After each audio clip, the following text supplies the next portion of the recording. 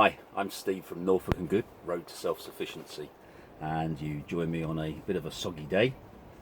It's been raining all morning and it's a bit dreek out there, as the Scots would say. So today is just try and catch up.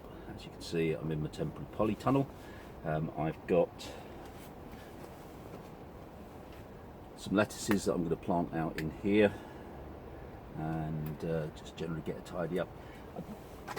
I'd also noticed that the frost has attacked my Jerusalem artichokes, so I'm going to start harvesting some of them to cook with a lamb Rogan Josh curry that I'm going to be putting in the slow cooker later. So I'm going to crack on. Come and join me. So this is where I grew my chilli plants this year, and most of them I put on the compost heap after I'd harvested the chilies, but I've got a few that I'm overwintering in the conservatory, and they've still got a few chilies on them that I'm harvesting. So what we're going to do now is we're going to use an old broom handle as a dibber, and we're going to get these Lolo Rosso planted here in this bed. So I'm going to crack on. They've got some good roots on them.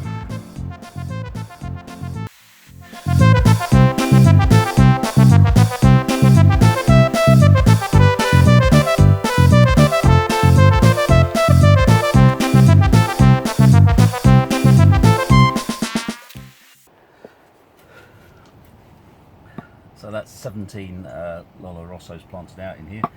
This is unheated, it'll have to take its chances. If we get some salad, we get some salad.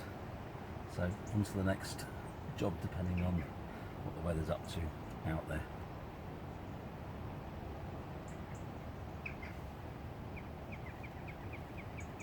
Oh, I don't know whether you can see in that black bucket there, I put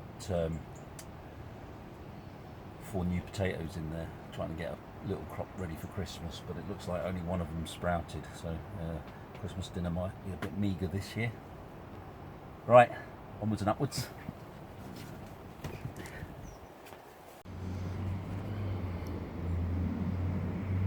So from a previous video, you'll remember that I planted some garlic in this L-shaped bed. So we're just going to have a look and see what sort of progress they're doing.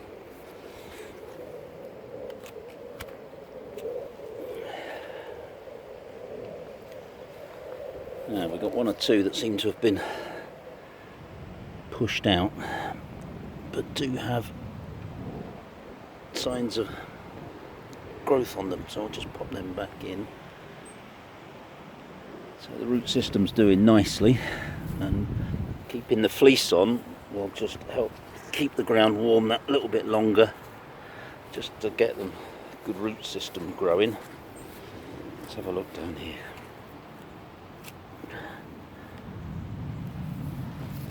Oh yeah, there's one there with a little tip coming through. There's another one there. There's another one here that's been being pushed out. Oh, it's because there's 2 in there. But look at those roots. Yeah. So where's that one come from? Right there. Another one that's coming out. I wonder if something's getting in underneath this fleece and lifting them out. But I'm happy that they're not pushing tips through and that they're developing a root system. So that's good.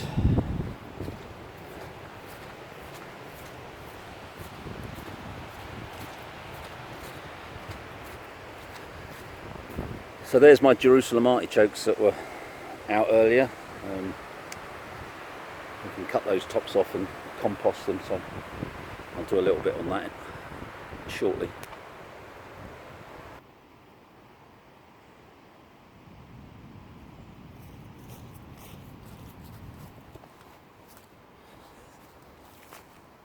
Okay, how you doing? Sorry, I got distracted by the sweet corn over there, and there's a few left on there, so I've just harvested them.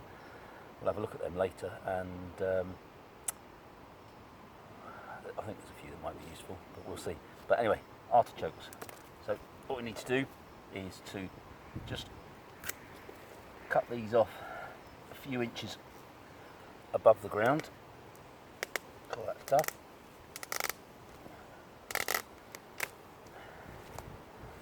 And then this can all go through the shredder when it's dry, and we'll put it on the compost. So we'll get a couple up. Out the way.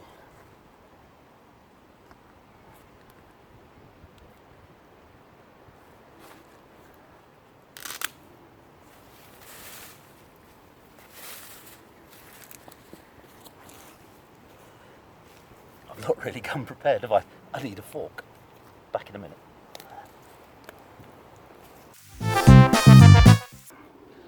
I've never grown Jerusalem artichokes before, and I don't think I've ever actually tasted them, but they're a permanent crop. Well, they are if you leave one or two of them in the ground. I gather that they send the tubers out about 5 or 6 inches from the stems that come up. So when lifting them out the ground, we've got to be a little bit careful. So let's find out, see if we've got any Jerusalem artichokes.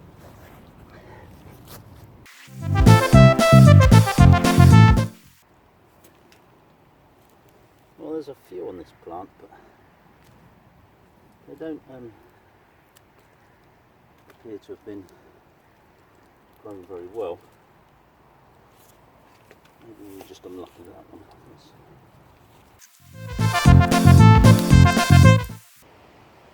I don't know, maybe it's a combination of the soil. I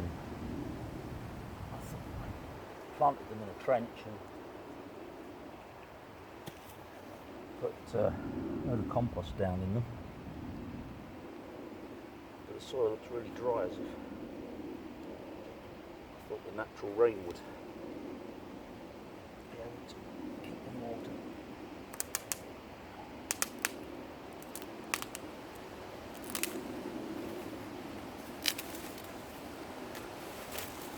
Try a few more.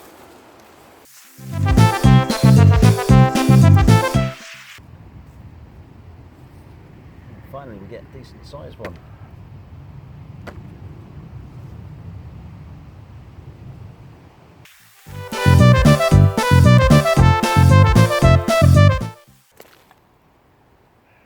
There we go, starting to get some.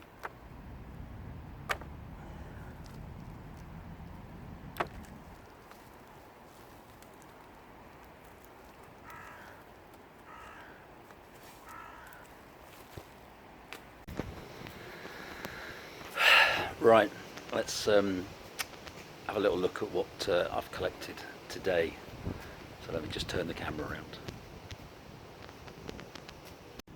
So before putting the Rosso lettuces into the polytunnel, my cucumber plant was going over, all the leaves were dying off. So got 5 little cucumbers there, and then you saw me doing the artichoke. So from 5 plants, a little bit disappointed, but there are a couple of decent sized ones in there. So we'll give them a clean up, scrub them up, and I think what I'll do is I'll probably have a go at slicing them in and then cooking them in some butter or something like that. And then we get we have had some sweet corn, so there were 3 still on the plant that were really good. So I'll put them somewhere, just safe to have them later in the week. But as an experiment this year, I also had some red sweet corn, and it's supposed to be a popping corn, but you can see how small they are. So whether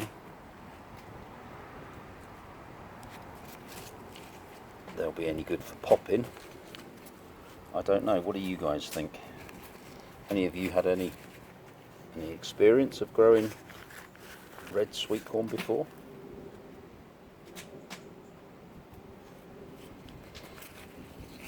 Don't think I'll be doing it again, but and try and utilise the land for crops that are going to feed me and try and earn a bit of an income as well.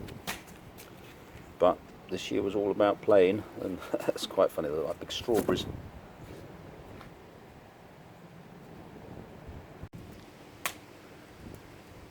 I've got the fire going there. I'm going to go and get a cup of tea and just sit out here and enjoy this break that we've got in the weather at the moment. So I've been Steve, this has been Norfolk and Good, Road to Self-Sufficiency. Thanks for following my journey. If you've got any comments, comment in below. Tell me about that red sweet corn. Tell me what I'm doing wrong with my Jerusalem artichokes. I'm still learning, so please help me. But thanks for watching. Stay safe, and we'll see you on the next one.